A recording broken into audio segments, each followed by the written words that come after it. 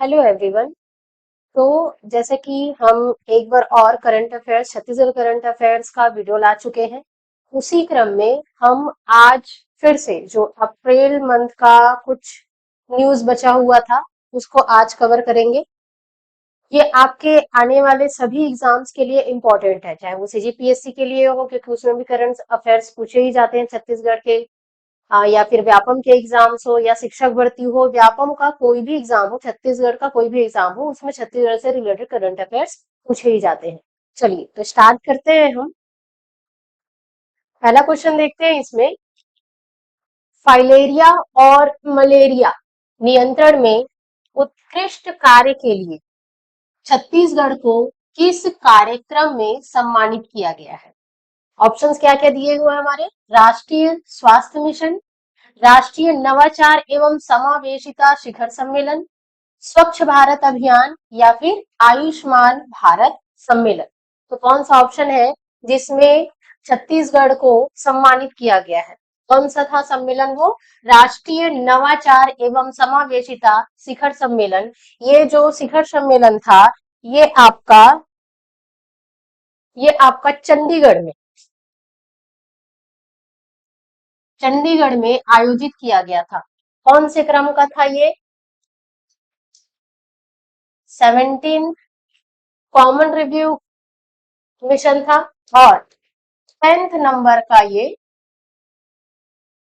National summit था। ठीक है, चलिए। और इसके बारे में हम क्या जान सकते हैं? राष्ट्रीय नवाचार एवं समावेशिता शिखर सम्मेलन कौन से नंबर का ये शिखर सम्मेलन था? 10वें नंबर का था। याद रखेंगे, है ना। इसका आयोजन 30 अप्रैल और 1 मई दो दिवस का था। चंडीगढ़ में इसे आयोजित किया गया था और इसका थीम क्या दिया हुआ था? भारत के स्वस्थ भविष्य को कार देने वाले सर्वोत्तम प्रथाएं कौन कौन सी है ना। इस पर इसका थीम बेस्ड था। अब छत्तीसगढ़ के परिप्रेक्ष्य में हम इसको क्यों पढ़ रहे हैं? तो इसको इस मंच पर छत्तीसगढ़ को हमारी राष्ट्रीय मान्यता प्राप्त हुई है। क्यों? सर्वोत्तम प्रथाओं के लिए, है ना। इसके लिए प्रशंसा की गई। और हमारा जो महिला नेतृत्व वाली बिहान योजना है ना, बिहान मॉडल है, उसको लेकर के और मलेरिया मुक्त बस्तर, इन दो पहल को लेकर के इस सम्मेलन में क्या किया गया है? सम्मानित किया गया है, रेखांकित किया गया है। ठीक है, चलिए आगे देखते हैं हम।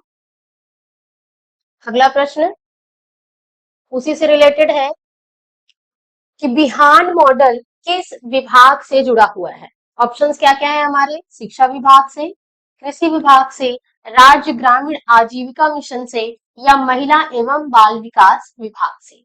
तो किस मिशन से जुड़ा हुआ है ये? राज्य ग्रामीण आजीविका मिशन से। ठीक है, चलो आगे।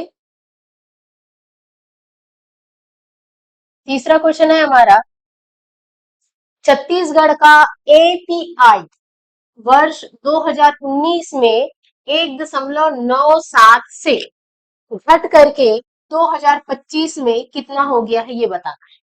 ठीक है ना।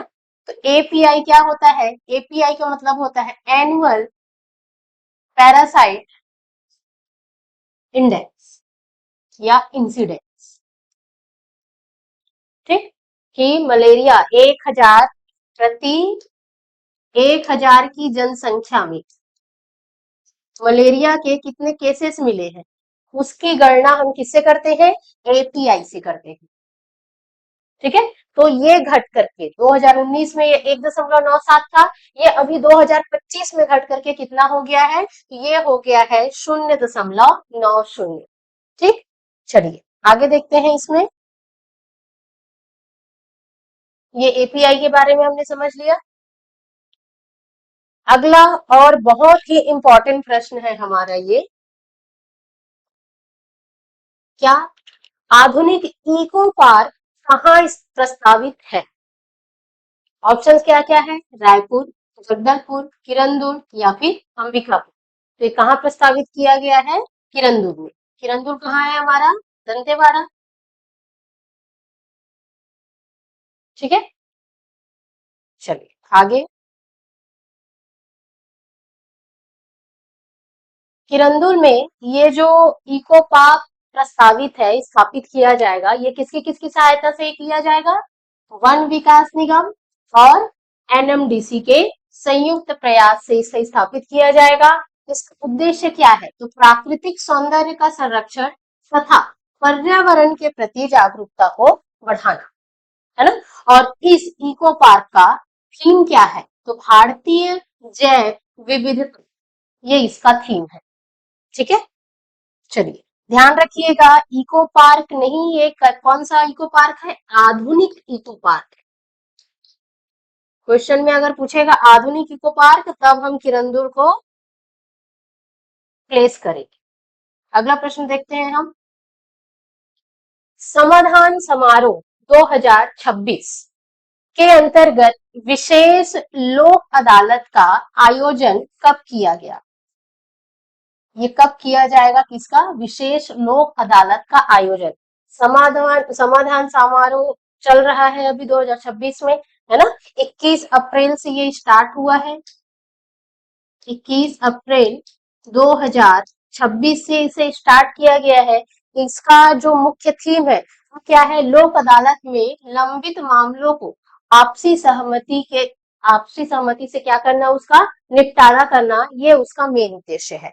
कब से स्टार्ट किया गया है? तो 21 अप्रैल 2026 से स्टार्ट किया गया है। इसके अंतर्गत विशेष लोक अदालत का आयोजन किया जाएगा। तो कब से कब किया जाएगा? तो ये किया जाएगा आपका 21 से 23 अगस्त के बीच। ठीक, चलिए। समाधान समारोह तो किसके द्वारा आयोजित किया गया है? ये सुप्रीम कोर्ट ऑफ इंडिया के द्वारा आयोजित किया जा रहा है। इसकी शुरुआत कब की गई? 21 अप्रैल 2026 से की गई। विशेष लोक अदालत अभी हमने देखा, इसका जो आयोजन है, ये इसकी समापन तिथि यानी कि 21 से 23 अगस्त के बीच में किया जाएगा। और इसका उद्देश्य क्या है? लंबित मामलों का आपसी सहमति और सुलह के माध्यम से त्वरित समाधान प्राप्त करना ही इसका क्या हो जाएगा? उद्देश्य हो जाएगा। चलिए आगे देखते हैं। छठवां क्वेश्चन है, समाधान समारोह 2026 की शुरुआत कब से की गई? अभी हमने ये क्वेश्चन देखा है ना, इसका शुरुआत कब से किया गया है? 21 अप्रैल 2026 से। नेक्स्ट देखते हैं क्वेश्चन नंबर 7। क्वेश्चन नंबर 7 कहता है, अभी आप न्यूज में बहुत देख रहे होंगे, क्या? सुशासन तिहार, उसी से रिलेटेड है कि छत्तीसगढ़ में सुशासन तिहार 2026 का आयोजन कब किया जा रहा है? कब से कब तक होगा? तो इसका आयोजन कब से कब होगा? 1 मई से 10 जून 2026 के बीच। इसका आयोजन कब होगा? सुशासन तिहार का 1 मई से लेकर के 10 जून 2026 तक। ठीक है, चलिए आगे देखते हैं। पंचायत उन्नति सूचकांक PAI कौन सा वर्जन है इसका? दूसरा वर्जन। सर्वे में पंचायत बाल हितैषी पंचायत यानी कि ये जो पंचायत उन्नति सूचकांक है, इसके अंतर्गत में एक बाल हितैषी पंचायत थीम के अंतर्गत प्रदेश में प्रथम स्थान किस ग्राम पंचायत ने प्राप्त किया है? ऑप्शंस क्या क्या है हमारे पास? ग्राम पंचायत कचिया, ग्राम पंचायत रामचंद्रपुर, ग्राम पंचायत अंबिकापुर, ग्राम पंचायत लोहरा। इसका सही ऑप्शन क्या हो जाएगा? ऑप्शन नंबर ए, ग्राम पंचायत कचिया। ये किसके अंतर्गत आता है? बलरामपुर रामानुगंज जिले के अंतर्गत आता है। ठीक है ना। अब इसके बारे में देखिए थोड़ा सा, क्या क्या दिया है हमें।